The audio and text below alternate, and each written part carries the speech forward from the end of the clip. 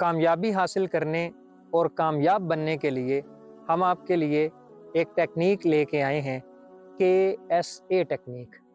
K for knowledge, S for skills और A for attitude. यानी अगर आप किसी भी शोबे में कामयाब होना चाहते हैं, आपका कोई भी रोल है, कोई डिसिप्लिन है, कोई भी डिपार्टमेंट है, कोई इंस्टीट्यूशन है, कोई ऑर्गेनाइजेशन है, कोई पेशा है, कोई प्रोफेशन है, आप उसमें KSA टेक्निक को अप्लाई करके कामयाबी हासिल कर सकते हैं और अपने करियर के अंदर इम्प्रूवमेंट ला सकते हैं। मैं आपको इसकी एक एग्जांपल देता हूं जिससे हम इस टेक्निक को बेहतर तौर पर समझ सकेंगे। मसलन एक टीचर है जिसका काम बच्चों को पढ़ाना है, तालीम देना है। अगर वो KSA टेक्निक को अप्लाई करे अपने प्रोफेशन में तो वो बहुत ज़्यादा ग्रूम कर सकता है, अपनी प्रोफेशनल डेवलपमेंट कर सकता है और बच्चों की एजुकेशनल और लर्निंग क्वालिटी को इन्हांस कर सकता है। K फॉर नॉलेज, तो उसको चाहिए कि अपने डिसिप्लिन का, अपने शोबे का बेहतरीन तरह से इल्म हासिल करे और उसके बारे में उसकी मालूमात लेवल ऑफ एक्सीलेंट तक होनी चाहिए। उसे पता हो कि मेरे डिसिप्लिन के अंदर कौन कौन सी रीसेंट डेवलपमेंट्स हुई हैं और पूरे डिसिप्लिन की जो मेजर अंडरस्टैंडिंग है वो उसको कम्प्लीटली होनी चाहिए। आप यूं कह सकते हैं, आसान अल्फाज में उसे अपने सब्जेक्ट पे कमांड और ग्रिप होनी चाहिए। एस फॉर स्किल्स, सिर्फ इल्म काफ़ी नहीं है अच्छा टीचर बनने के लिए, बल्कि इसके साथ साथ उसे कुछ स्किल्स भी सीखना होंगी। उसे पता होना चाहिए एक कामयाब, प्रोफेशनल और एक्सीलेंट टीचर बनने के लिए किन किन स्किल्स की ज़रूरत होती है, जैसे कम्युनिकेशन स्किल्स, जैसे टीचिंग पेडागोजी, जैसे असेसमेंट टेक्निक्स के बारे में अवेयरनेस होना, जैसे स्टूडेंट्स की नफ्सियात को समझना, अच्छा अपने सब्जेक्ट को इंटरेस्टिंग बनाने के लिए डिफरेंट एक्टिविटीज़ को ऑर्गेनाइज करना, प्रेजेंटेशंस लेना। तो इन सारी स्किल्स को जब वो इनकॉर्पोरेट करेगा अपने टीचिंग मेथोडोलॉजी के अंदर तो उसकी टीचिंग मेथोडोलॉजी पहले से बेहतर हो जाएगी।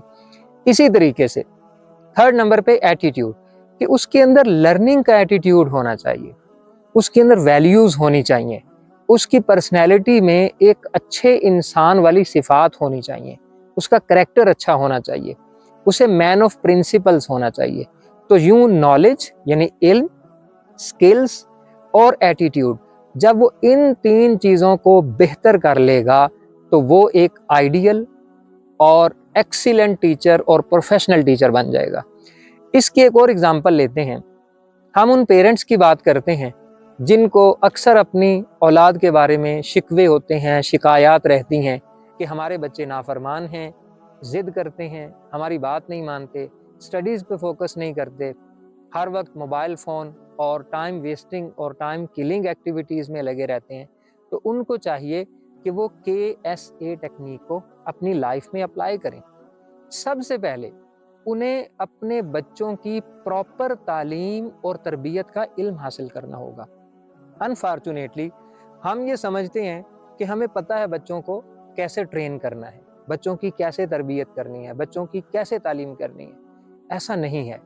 बच्चों की तालीम और तरबियत दुनिया का मुश्किल तरीन काम है। ये इतना आसान नहीं है।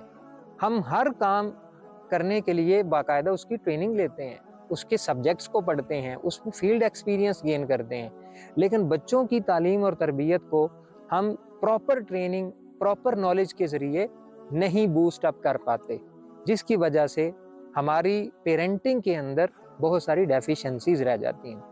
दूसरे नंबर पे उन्हें अपने मॉडर्न एज के साथ, टेक्नोलॉजिकल एडवांसमेंट के साथ साथ अपने अंदर ऐसी स्किल्स पैदा करनी चाहिए जिसके साथ वो बच्चों के साथ कम्युनिकेशन कर सकें। और ये जो बच्चों और वालिदैन के माबैन कम्युनिकेशन गैप होता है जिसकी वजह से बहुत सारे प्रॉब्लम्स बनते हैं, इनको भी ख़त्म कर सकें। एंड फाइनली वो अपने अंदर एक एटीट्यूड डेवलप करें सही बात को तस्लीम करने का।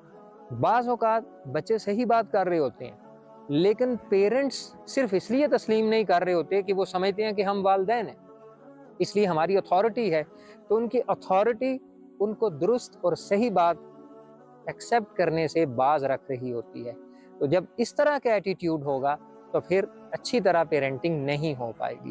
لہٰذا اچھے پیرنٹس بننے کے لیے، اچھا ٹیچر بننے کے لیے، اچھا مینیجر بننے کے لیے، اچھا باس بننے کے لیے ہمیں چاہیے کہ ہم KSA ٹیکنیک کو اپلائی کریں اور اپنے پروفیشن کے اندر ایکسل کریں۔ Thank you very much.